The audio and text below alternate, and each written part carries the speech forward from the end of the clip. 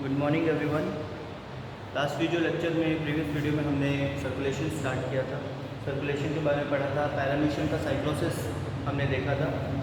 आज के video lecture में हम आगे कंटिन्यू करेंगे और डिफ्यूज़न के बारे में पढ़ेंगे कि डिफ्यूज़न किस तरह से होता है, किन ऑर्गेनिज्म में होता है, उसके बारे में हम यहाँ डिस्कस करेंगे। डिफ्यूज़न के बारे में आपको ऑलरेडी बहुत सारी चीज़ें, मैक्सिमम चीज़ें पता होंगी। डिफ्यूज़न क्या होता है, किस तरह से होता है, क्या प्रोसेस फॉलो करता है, किस फंक्शन पे काम करता है या किस प्रिंसिपल पे काम करता है। अब डिफ्यूज़न की जहाँ तक हम बात करें तो डिफ्यूज़न के लिए सबसे ज़रूरी चीज़ है इम्बैलेंस। इम्बैलेंस का मतलब दो चीज़ों के बीच में या दो इन्वायरमेंट के बीच में बैलेंस ना होना, तब जाके डिफ्यूज़न होता है। अगर दो इन्वायरमेंट के बीच में बैलेंस बना हुआ है तो डिफ्यूज़न नहीं हो सकता, क्योंकि डिफ्यूज़न का काम है बैलेंस बनाना। अगर पहले से ही बैलेंस होगा तो डिफ्यूज़न की क्या ज़रूरत है ना। तो अब जैसे आउटर एनवायरनमेंट है, इनर एनवायरनमेंट, हम डिफ्यूज़न की डेफिनेशन पढ़ते हैं ना कि किसी भी पार्टिकल का मूवमेंट जो हायर कंसंट्रेशन से लोअर कंसंट्रेशन की तरफ जाता है। तो पार्टिकल का जो भी कंसंट्रेशन है, मान लो कि एक बॉडी है, बॉडी के बाहर कोई भी पर्टिकुलर पार्टिकल है, उसकी कंसंट्रेशन बहुत ज़्यादा है, ठीक है, उसकी मात्रा बहुत ज़्यादा है। और मात्रा ज़्यादा हम कैसे डिसाइड करते हैं? मात्रा ऐसे नहीं डिसाइड करते कि अगर कोई चीज़ यहाँ पे 1 किलो और बाहर 2 किलो तो वो ज़्यादा हो गया, नहीं। मात्रा जो है यहाँ पे कंसंट्रेशन जो है हमेशा वॉल्यूम पे डिपेंड करती है, एरिया पे, इस जगह पे डिपेंड करती है, जगह के हिसाब से वॉल्यूम कितनी है, ठीक है। तो एयर की अगर हम बात करते हैं तो कंसंट्रेशन की अगर हम बात करें तो कंसंट्रेशन जो है वो इन्वायरमेंट, अगर हम कंपेयर करें गैस सिलेंडर और पूरा का पूरा इन्वायरमेंट, तो हमें भी पता है कि हवा जो है वो बाहर ज़्यादा है और सिलेंडर में कम है, बट फिर भी कंसंट्रेशन जो है वो सिलेंडर की बाहर के मुकाबले बहुत ज़्यादा है। इसीलिए अगर सिलेंडर को खोलोगे तो हवा बाहर से अंदर नहीं आती, अंदर से बाहर की तरफ जाती है। इसको बोलते हैं हायर कंसंट्रेशन से लोअर कंसंट्रेशन की तरफ मूव करना। और हवा तब तक लोअर कंसंट्रेशन की तरफ मूव करेगी जब तक दोनों में बैलेंस नहीं हो जाता, ठीक है। जैसे बैलेंस बंद हो जाएगा, हवा का मूवमेंट वहाँ पे रुक जाएगा, गैस का या पार्टिकल का मूवमेंट जो है वहाँ पे रुक जाएगा। डिफ्यूज़न की बात करें, सर्कुलेशन में डिफ्यूज़न का क्या रोल होता है, सर्कुलेशन पढ़ रहे थे तो सर्कुलेशन में डिफ्यूज़न का क्या रोल होता है। अब यहाँ पे ट्रांसपोर्टेशन, अगर हम किसी पर्टिकुलर चीज़ का करें, अगर डिफ्यूज़न को हम देखें तो सर्कुलेशन में बेसिक तो नहीं, ट्रांसपोर्टेशन तो वाटर करंट के थ्रू हो जाता है, जिन ऑर्गेनिज्म में डिफ्यूज़न के थ्रू सर्कुलेशन होता है। बट जो भी सब्सटेंस का ट्रांसपोर्टेशन करना है, चाहे वो ऑक्सीजन हो, चाहे वेस्ट प्रोडक्ट हो, चाहे वो न्यूट्रिशन हो, उनको ऑर्गन तक पहुंचाने के बाद तो उसका डिफ्यूज़न ही करना है, ठीक है। तो एग्जांपल की अगर अपन बात करते, पहले तो हम आज पढ़ने वाले डिफ्यूज़न, सर्कुलेशन हम पढ़ रहे हैं, तो सर्कुलेशन में डिफ्यूज़न का क्या वर्क है उसको हम पढ़ेंगे। एग्जांपल है जो आज का ऑर्गेनिज्म वो है साइकॉन, साइकॉन में पढ़ेंगे, ठीक है। अब जो लोअर मल्टीसेलुलर ऑर्गेनिज्म होता है, लोअर मल्टीसेलुलर ऑर्गेनिज्म में फूड पार्टिकल का जो डिस्ट्रीब्यूशन होता है या गैसेस का डिस्ट्रीब्यूशन होता है या एक्सक्रीशन जो होता है वो डिफ्यूज़न के थ्रू कंप्लीट होता है, ठीक है। तो लोअर मल्टीसेलुलर ऑर्गेनिज्म में जो भी ये ट्रांसपोर्टेशन, चाहे वो न्यूट्रिशन का ट्रांसपोर्टेशन हो, चाहे वो एक्सक्रीटरी प्रोडक्ट का ट्रांसपोर्टेशन हो, चाहे वो गैसेस एक्सचेंज हो, वो किसके थ्रू होता है? डिफ्यूज़न के थ्रू होता है। तो अब साइक्लोन में अगर डिफ्यूज़न की बात करें तो यहाँ पे साइक्लोन में ट्रांसपोर्टेशन के लिए एक स्पेसिफिक सिस्टम मौजूद होता है, ठीक है। पहली चीज़ तो इनकी बॉडी की बात करें तो पोरस बॉडी होती है और एक स्पेशल सिस्टम होता है जिसको अपन यहाँ पे इनका कैनाल सिस्टम बोलते हैं। साइक्लोन के अंदर एक ज़रूरी पार्ट यहाँ पे कैनाल सिस्टम मौजूद होता है, ठीक। साइक्लोन के अंदर कैनाल सिस्टम मौजूद होता है, इसको आप नॉर्मल भाषा में वाटर कैनाल सिस्टम बोल सकते हो, ज़्यादा आसानी होगी समझने में, ठीक है। तो स्पेसिफिक सिस्टम ये प्रेजेंट होता है, बहुत सारे बॉडी के जो एक्टिविटीज़ है वो इसी से परफॉर्म होते हैं, ठीक है, इसी के थ्रू परफॉर्म होते हैं, ठीक है। So it is for various body activities.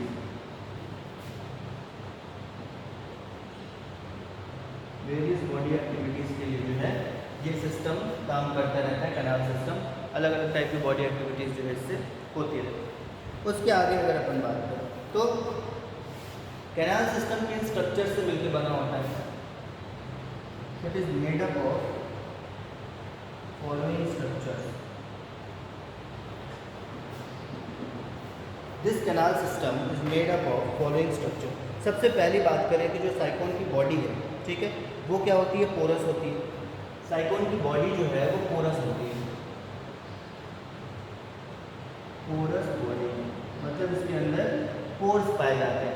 तो जो पोर्स पाए जाते हैं मतलब एक ओपनिंग पाई जाती है जिससे वाटर जो है अंदर की तरफ मूव कर सकता है। तो पोरस बॉडी में वाटर अंदर की तरफ मूव कर सकता है। और यहाँ पे जो छोटे छोटे पोर्स हैं उनको क्या बोला जाता है? ओस्टिया।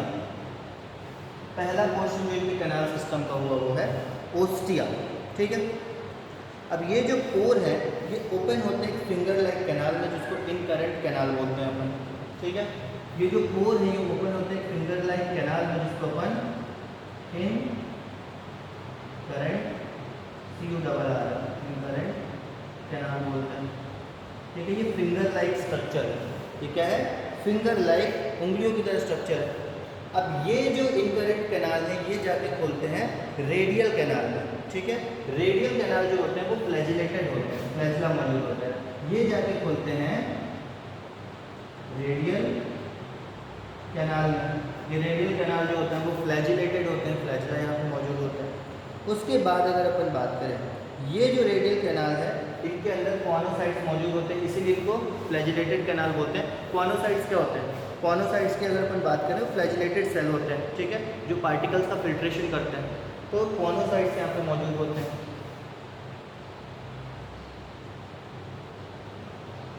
कॉनोसाइट्स मौजूद होते हैं जो कि पार्टिकल्स का फिल्ट्रेशन करने में काम होते हैं। और फ्लैजिलेटेड सेल होते हैं, फ्लैजिला मौजूद होता है इनके अंदर, ठीक है।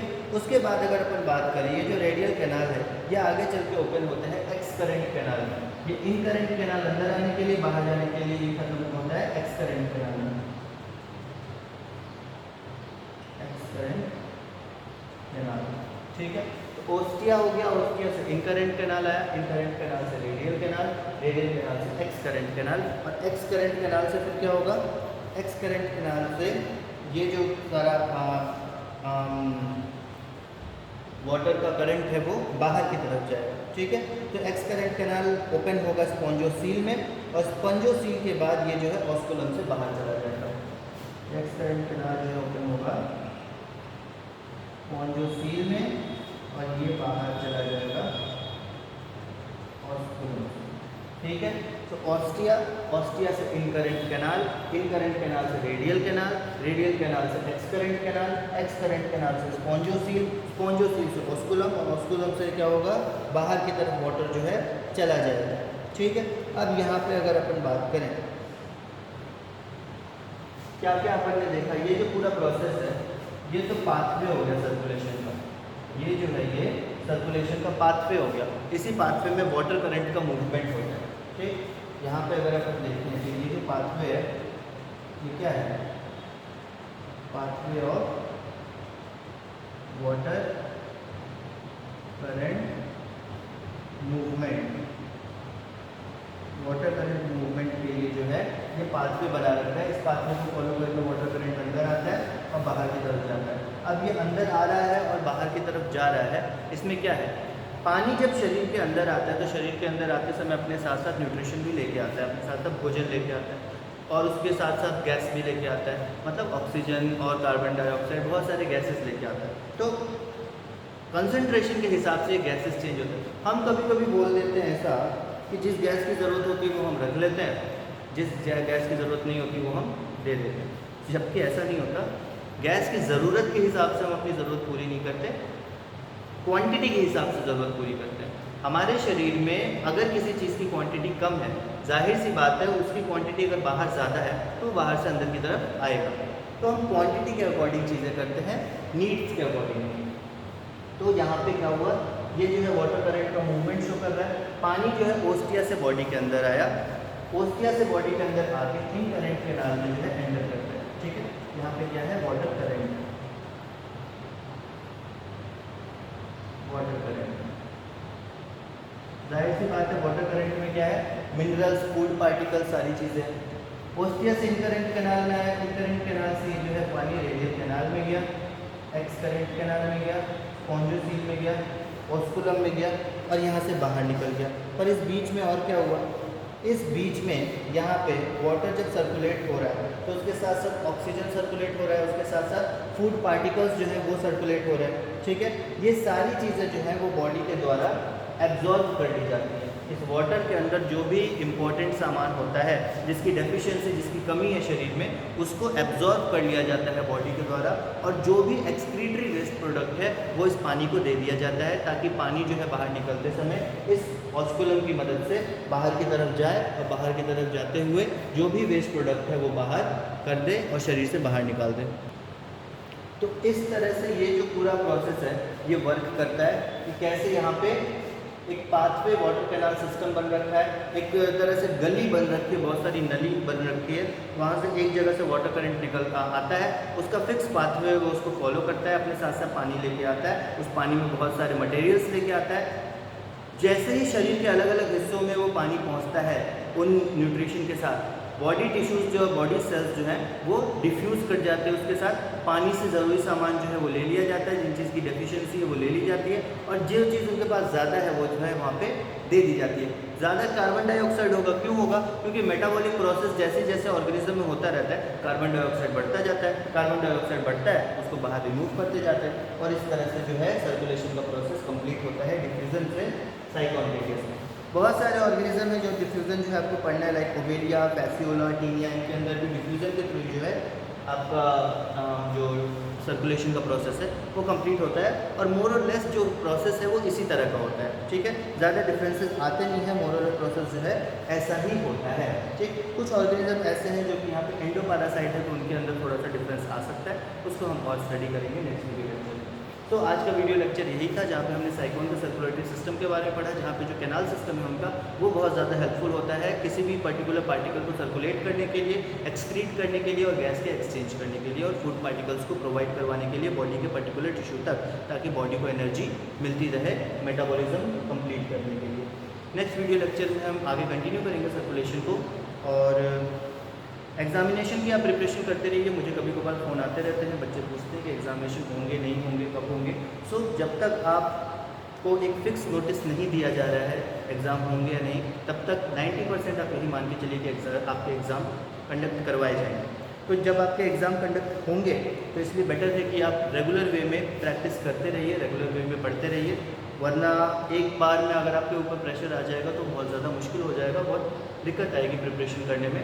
सो बेटर है, पैटर्न क्या आता है, मल्टीपल चॉइस आता है या सब्जेक्टिव आता है, ये हमें अभी तक नहीं पता है, बट जो भी पैटर्न आएगा, जैसा भी पैटर्न आएगा, चाहे वो सब्जेक्टिव हो चाहे वो ऑब्जेक्टिव हो, आपको उसके लिए पहले से प्रिपेयर रहना है, क्योंकि एग्जामिनेशन का जब नोटिफिकेशन आएगा भी तो उसके बाद आपको बहुत ज़्यादा गैप नहीं मिलेगा एग्जामिनेशन के लिए प्रिपरेशन करने के लिए। सो बेटर है आप अभी से ही प्रिपेयर करना स्टार्ट करें। जो चैप्टर या जो टॉपिक आपके थोड़े से लूज़ हैं उनको आप कंप्लीट करिए, तो बेटर रहेगा एग्ज़ाम आने से पहले आप फुल्ली प्रिपेयर्ड रहेंगे। अगले वीडियो लेक्चर में हम इस टॉपिक को कंटिन्यू करेंगे। तब तक के लिए थैंक यू वेरी मच।